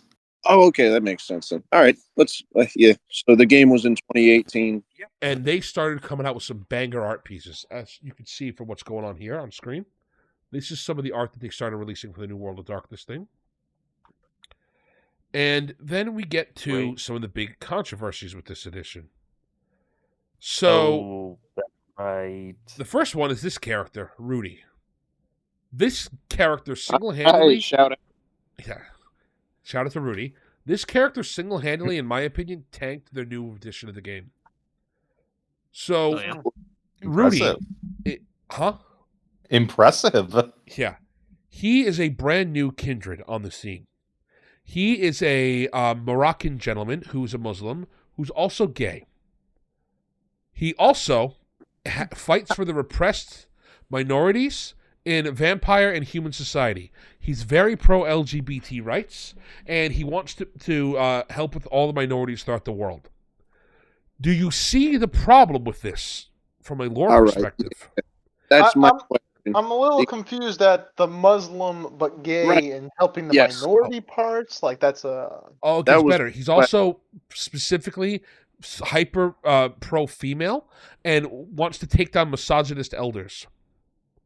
Wow. So how does that work with like the 72 versions? I'm just curious. Don't know. Because I feel that like aside, that like you're overthinking it. The motherfucker is a vampire. Why does he care about human misogyny? He could just kill everybody and eat them. All right. Yeah, that answers my question. I mean, it does specifically mention kindred females. Look over here. It goes over to the way if he was a kindred. I know it's in here. It actually specifically mentions. Ah, yeah, here it is. It's right here. Though his concerns extend to Kain as well, his recent entry into the kindred's existence has shown him that the fights mortals must undertake for equality are just as pressing for immortals. He's still doing this. He hangs with the same friends, has the same clubs, and always expanded his concerns. In addition to advocating for fellow mortal minorities, he now champions, Gangrel. Dude, why would you write this? Why would you add this No one character? needs to be part of the brouhaha.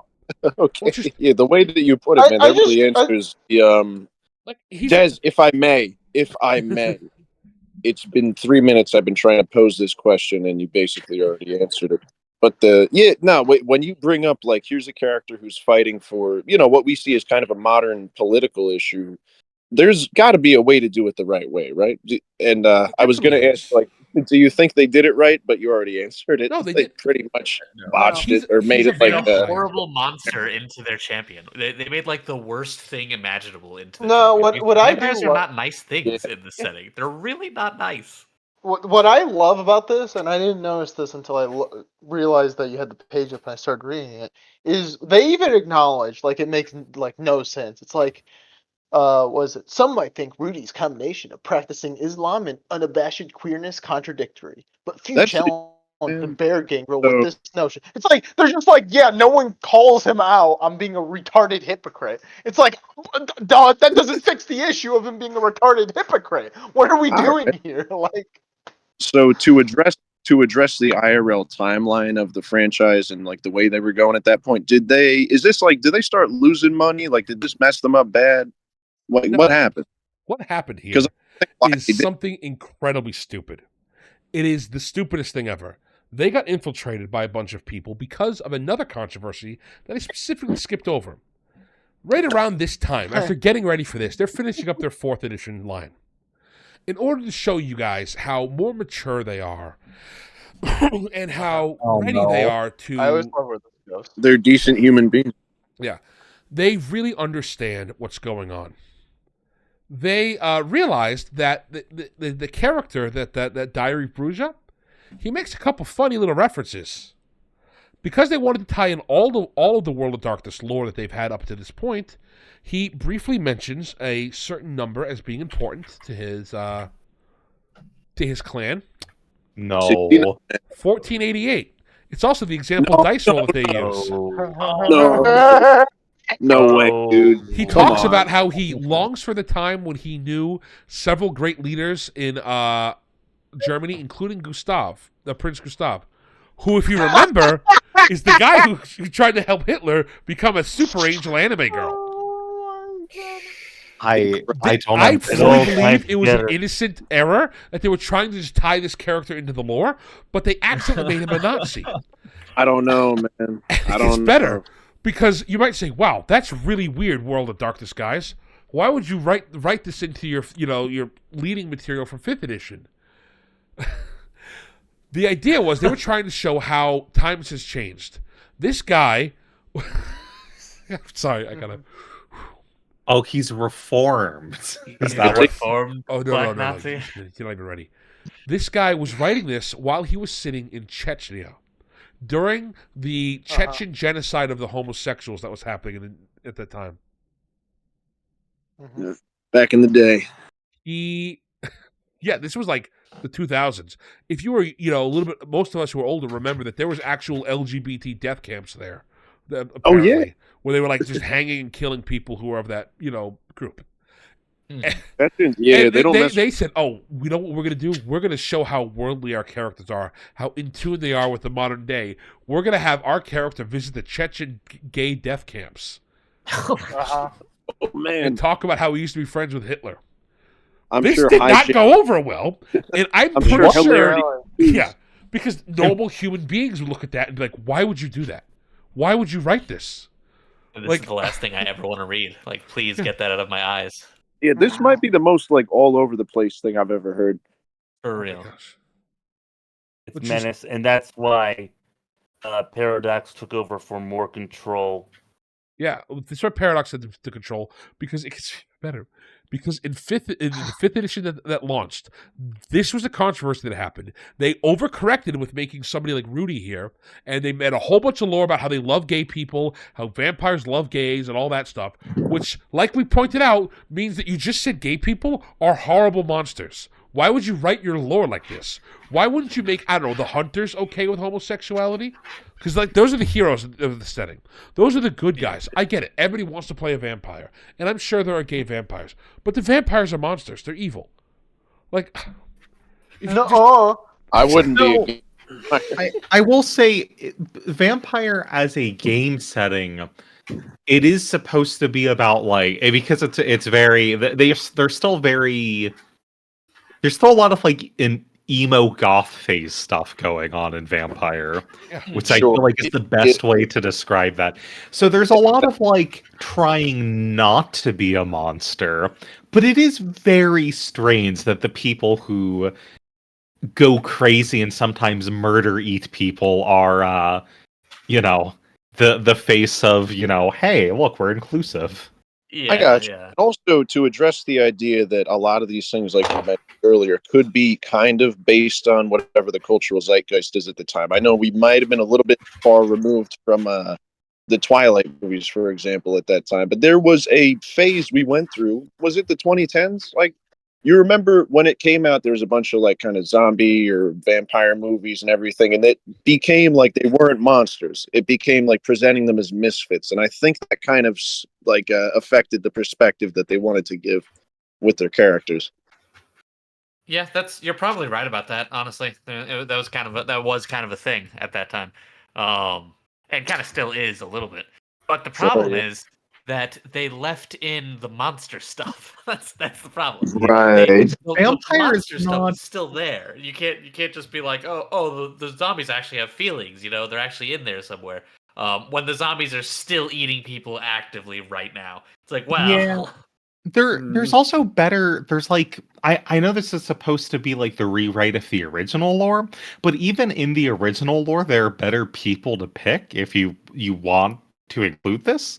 Like the changelings. I know more of the New World of Darkness changeling lore, but the changelings are in every version pretty much people who got fucked over by Fae, right? Mm-hmm. Changelings so they're already Wraiths are the only sympathetic people.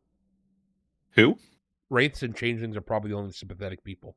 Yeah, mummies are kind of weird. I don't know if you mentioned mummies, because mummies are a thing. Mention them, but we'll have to get into their whole next week when we cover the Very lore. brief. I do want to. I don't think I fully made you guys understand the Chechen controversy. It wasn't just mentioned. No, I don't think you understand. Like I gotta double down on this. In this book, they give you stats for Ramazan Kirov. He's still alive. He's the guy who's leading the Chechen Republic. They said he's actually a ghoul who serves the kindred. So the death camps for the gays were the ways that they were collecting extra blood. My The devs have a warrant out for their arrest in Russia. Russia has filed multiple extradition things to bring them there because they basically called them vampires and cannibals. Why? Why would you do this?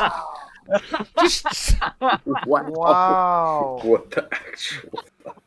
There are all so for, many people who are alive today that you want to be, talk about who are genocidal maniacs. Why would you pick the most crazy and like hardest thing to justify? Just if you name someone like I don't know, fucking what's his face from Iraq? Hussein. Yeah, you could have made Saddam the guy who you have to. Oh, he was actually an evil vampire. Sure, fine, go for it. He's dead. Nobody's gonna cry for Saddam. But like this. Yeah, I'd like to rescind my statement. I actually love this. I think this level of insanity, of this like just pure unhinged brazenness should be supported. Just because it's so insane that it just writes itself as comedy gold. It is pretty well out. I do love that it's the horseshoe thing. Like, at one point, you don't go far in enough, and it's just cringe. But you go so far in, like I'm here for it. That's what you Give me said. the Chechen death camps, like please. You either you try to Like, solve problems for so long that you become the problem. Yeah, like it gets better. Yeah. So I'll tell you now, we've achieved peak psychoticness.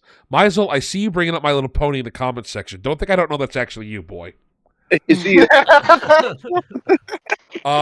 With this shenanigans, Paradox looked over and realized, oh boy, we probably should close you people down. So they closed them down. They closed Black Dog down, the guys who make the crazy stuff. And unfortunately, this was right around the time, like I said, with the whole they released the Chechen genocide thing. They closed them, then the Chechen stuff came out. So it's just like very unfortunate timing. They got all this blowback. They had to do a whole bunch of apologies. They had to like fire people and take care of these product lines, and then they wanted to go to show how much better they were than this. So in 2017, they released an update to the werewolf rules, and there's a section called Changing Rays. I was wondering if you were ever going to mention that one. Oh, what do you know about this one? Do you know this, Astro? Yes, Well, because it has a bunch of controversial stuff on stream. Yes, it Get does. us demonetized.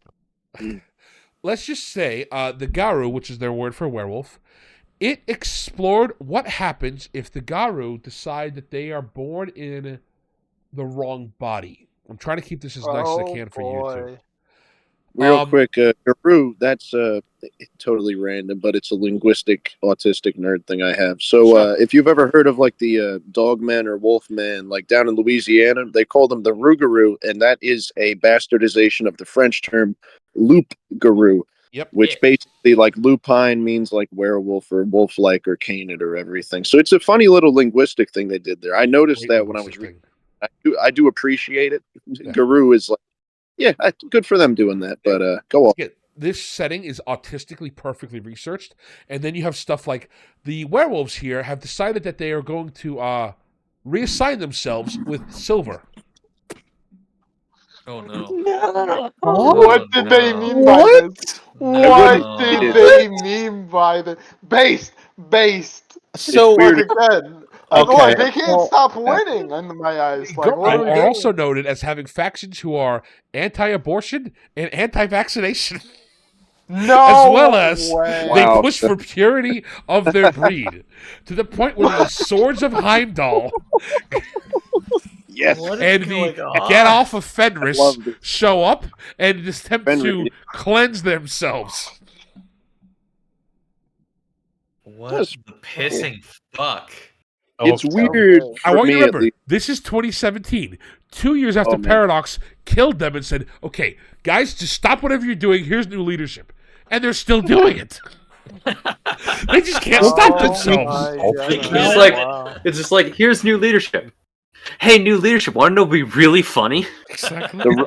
The ride never ends. But I think White Wolf now they're pretty much just we make Exalted, right? Pretty much because another thing.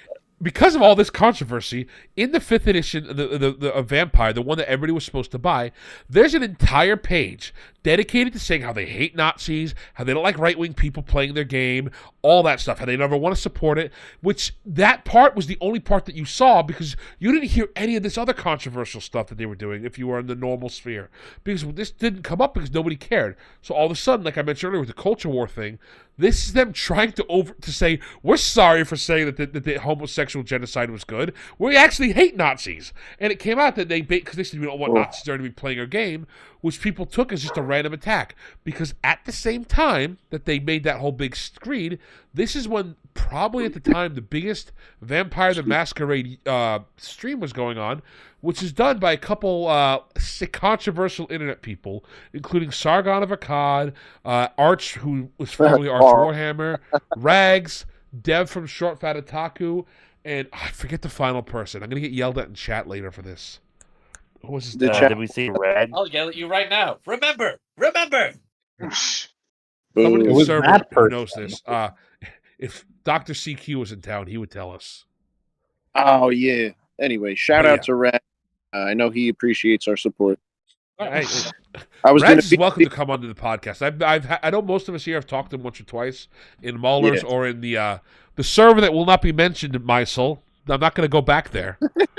But we've talked. Yeah, I've talked to Rad before. He seems like a nice enough guy. I'd love to get his opinion on. Considering he's part of this controversy, it'd be fun. But yeah, together before they banned me. It was a good time. before you got banned for too spiciness. But yeah, so that stream was happening. They refused to acknowledge that stream, and then their book goes about an neo-Nazi and right-wing thing. So now you're sitting there looking at it like, oh, you're clearly trying to say we don't support these, honestly, not super, like, these controversial right-wing people. So it got taken as you're super against right-wing people. So it started a whole other dust-up and, purity spiral with their setting. And I'm just looking at every time Vampire comes up, it's just another just psychotic spiral into just everything explodes. It's literally a car crash all the time. And we didn't even mention all the weird racist stuff, like how all the black vampires are part of the Ebony Kingdom. The what? The what? Yeah. The tri- Are we sure they're not secretly based? That's all I'm saying. I'm getting a lot of evidence for this. The kindred of the East, which they just basically said, oh yeah, all of you Orientals are the same, to the point where there's a group called the Kuei-ji, who are a mixed match word of Japanese and Chinese that mean ghost, which is weird because there's actual vampires in their mythology for both of those things. They just said that Koreans, Mongolians, Southeast Asians all are just Kuei-ji, which is really weird because Southeast Asia has some awesome vampires like the Pengalang. Honestly, yes, they have lore that goes super deep, their own cryptids, their own little monster stories and everything. It's so ridiculous because it's an American perspective, right? Yeah. Yeah. So for any foreigners in the chat, in America there are 5 races. It's black, white, Mexican, Chinese, and Arab. So they all got labeled as Chinese. I guess Japanese. Well, it's even funnier because you might say, okay, so they lumped them into a group like that. That's weird. You don't understand. They all have the same mechanics. Like, they can summon a ghost katana. Not a Diao, not a Xiao Xiao, a katana. So you have people who've never seen a katana who can just summon one out of the air. Why do I Hell have yeah, this? man. Hilarious. Yeah. Honestly, I'm jealous. I know, right? I wish I could summon a katana. But it is absolutely insane. It is just, That's wild. Get it. Yeah. Well, we All was wild. vampires. Yep. Telling you, man. White Wolf is just this is why I said we're gonna probably have to do a second show, because my goodness, this is just. I didn't even get into some of this the more minor stuff. This is all the big stuff. It probably ended about 2020s, all the deep dive I could find. For sure. Because, like, man, there's any fellow creators out there though, you got to take notes, man. If you can avoid trying to get political and push a modern political, like, contemporary message, like, by all means, you're probably better off trying not to put that message out there. Like, you never know how bad it could get. It might stop making sense. Obviously, if you have something in the past like these guys that won't line up, like, you don't need to get political. You know what I mean? I'm going to insert the most deranged political philosophies I can possibly scrounge up at the bottom dregs of the internet into all of my novels in the future. Thank you very much. I think that's what they've shown is really like. There's that's absolutely. There's absolutely, like, kind of a universal standard of values that pretty much everyone could agree with, and you can put that in. There's a way to do it, but, like, stuff like this is so over the top that it just becomes comical. Yeah, that's exactly what I'm going to go for. I feel that's like why it's based. Like, come on. I mean, it is funny, but it is like, would funny. you want to live in a world where, like, they didn't have the Chechen genocide of the gays? Like, I guess not. Not which that I know. world would you rather live in? Like, I'm just saying. Like, I think we I'm live not in the best timeline. dude. I don't know. I don't know if I'd go that far. But it's kind of weird because they have, like, Vampire has this idea that it's, like, very punk. Right. Because of, like, its aesthetic and stuff like that. And I think this is just me, but it kind of sounds like the new people writing it just sort of think that they're very punk with all of these ideas and actually have no idea what they're talking about. That's a common problem that you see, because that's they, like you said, they think they're like edgy. They're really not. It's been mainstream for over a decade, gay marriage in most of the West. Like, it's not edgy to have gay people existing. It's not edgy to have all these things. It's just normal. So when you're decrying it in a way that makes it supposed to be cool and edgy, it just comes off as kind of cringe and outdated. Yeah, like, it's that is really disappointing that they just like here's the thing: they added in a mechanic in the current version that lets you feed on children, and it's like technically that was already there. What? Yeah, it was already implied that you were allowed to do it, but they added a separate mechanic for it. And you look at it and you're like, why would you do that? That's being edgy for the sake of being edgy. Not to reference an inside joke, but hunting children, man. Tio's in shambles. Exactly. Poor Tio. So, Yeah. but yeah, Dude, like there's a way to do it. If you want to have gay people in your setting, have them. Like it's absolutely fine, but like we don't need it to be some sort of contemporary message because number one, 10 years go by, that message is going to be something that nobody even remembers. And then like number two, it just doesn't like jive with the idea of people wanting to play games as like an escapism thing, and then you get sucked back into modern politics. Like it's not going to sell. It's not the way to do it. I just feel like the way to do it, and it's hard line to tread. Like I wouldn't even bother trying to do it myself. I do I know wonder. I know you're like, memeing right now, Silentisms, People but to you're do correct. something like that. I just want to say he's the correct. mages are libertarians. Yeah, make They're them. evil mages. That's true. Mages. Yeah, here you go. Here's You know, let me that's a change good the idea. stream here. There you go, buddy. There's your conflict in literature broken down into the different versions of the game. Classical, man versus nature is werewolf the apocalypse. Man versus society is changeling. Man versus man is hunter. Man versus self is vampire. Man versus God is demon. Man versus no God is wraith. And then man versus technology, reality, and author is mage. I think man versus author for mage is the best part. Did you know that mages aren't even the I best like that. guys in mage? I believe it. It's very important. Guys. Make sure to tell every mage player that mage is not the best guy in a mage. Trust me, they will have very nice reactions. They won't lose their minds. The Boring. mage is not the best mage. Mage isn't even the best guy in mage. If you just put that in any Discord revolving around Mage the Awakening or the Ascension, the comedy will just write itself for the next like week. There you go. Yeah, if you want to go salt mining, that's all you got to do. Yeah. Since next week is going to be dedicated to a lot of the mechanics, I did want to bring this up here. Something to remember is a lot of the insults that Vampire the Masquerade gets is there's only 10 plots in Vampire. It's kind of true. Plot number 1 is the prince wants you to do something and succeed. Okay? Plot number 2 is the prince wants you to do something but fail. Okay? Plot number 3 is the anarchs, which is that Muslim guy from earlier, are hypocrites. Plot 4 is the Sabbat show up to do something evil. You know what? Actually, we should probably cover this after we get into the lore because people can be confused about this. Yeah. I like the spot. Yes. From what 'Cause, I've like learned, I understand it a like- bit because I played the game, but like, yeah, like I don't. Yeah, we're if, gonna- if, yeah, if you I don't didn't understand know, any of these if I didn't terms. play the game, I'll save like that Yeah, for next this would week. be nonsense. Yeah, we're gonna have to squeeze it out on you, bud. Yeah. you know, Sorry. but yeah, So I think this is a great spot to wrap it up. I'll just leave these last 2 memes that I was sent for this on screen. Feel free to come join the Discord. Send me your memes and I'll put them on screen here for next week.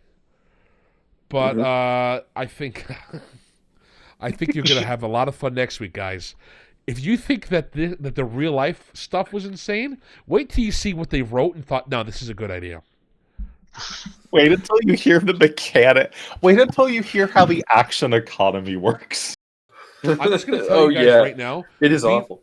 Be ready for the same game about being sad and overcoming depression has a side tangent about how there are literal guys who jump into hell called the Doom Slayers, who also have a sub-faction called the Hell Divers.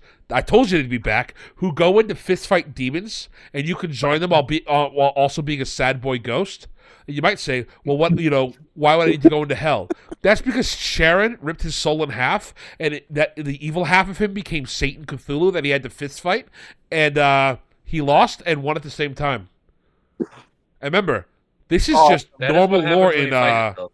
what's up? That is what happens when you fight yourself. It is You what lose happens and when you win. fight yourself. But yeah, this is just normal lore, by the way, and just an average day in Wraith. Remember, the whole point of Wraith is you're sad that you're dead. And that's where it goes to. You dive into hell on the weekends to get demon metal to forge better swords to make yourself feel better about being dead? Question mark. Hmm. So That would make me feel better about being dead. Gonna be real, that would actually make me feel better about being dead. I'd be like, You know, yeah, make me feel I'm killing better. demons and shit. Got a sick ass sword. This is pretty all right. all right. So anybody have any final thoughts they want to say before we wrap up for today? I would I just like to love say that this I'm study. extremely handsome. Hi. Cap.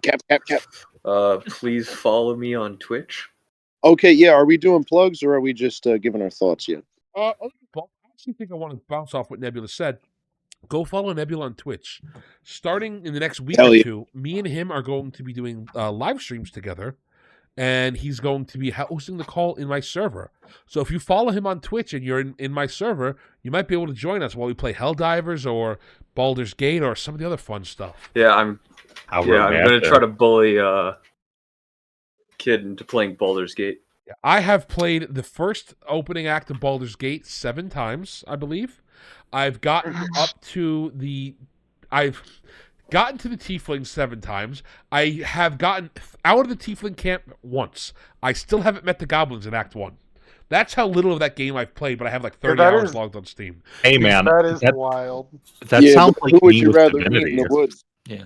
Oh, We still- wait, we have to talk about who we'd rather meet in the woods. Yeah, apparently Grandma was so fair. upset by that question she just left. And I don't Bless, blame her. bless- honestly, Either kid bless. or a bear in the woods. We love you. I'd Is choose this- Kid. Is this meeting with like hostile intent or just meeting neutrally, like a bear or a average kid? Oh, Like, yeah. a average bear. All right, in that case, So- definitely Kid. Yeah, Kid would not Probably maul me to outrun death. me. I could probably outrun him. True, yeah.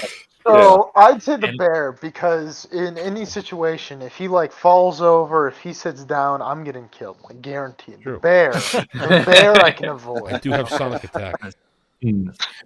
So this is a hard one for me because on one hand I want to meet Kid because he seems like a cool guy. On the other hand, I'm pretty sure the bear would just look at me and think that we're the same animal. Harry, well, like me, we are best friends. I pretty much. I'm about as hairy as an actual Dude, bear. the bear would adopt you and give you like honey. You absolutely have to go with the bear. Yeah, I guess I have to go with the bear then. Yeah. Like it's just logic. It makes sense. I definitely have to go with Kid because it's easy to distract him by just asking about his game. True. Yeah, You do get very easily distracted. And we have that tonight, after all. Yep. So true. Yeah, clearly. All right. I Yeah, hear if you it can was- assassinate a kid with a piece of cheese. It's true. All right. So thank you all for being here. Thank you all for watching with us today. I look forward to part 2 next week where we get into the nitty-gritty of the actual setting and start talking about it. Thank you, lords and Hell ladies, yeah. for watching, and I will see you all later. Goodbye. Oh, Jumbo. Bye, everyone. Adios. See ya.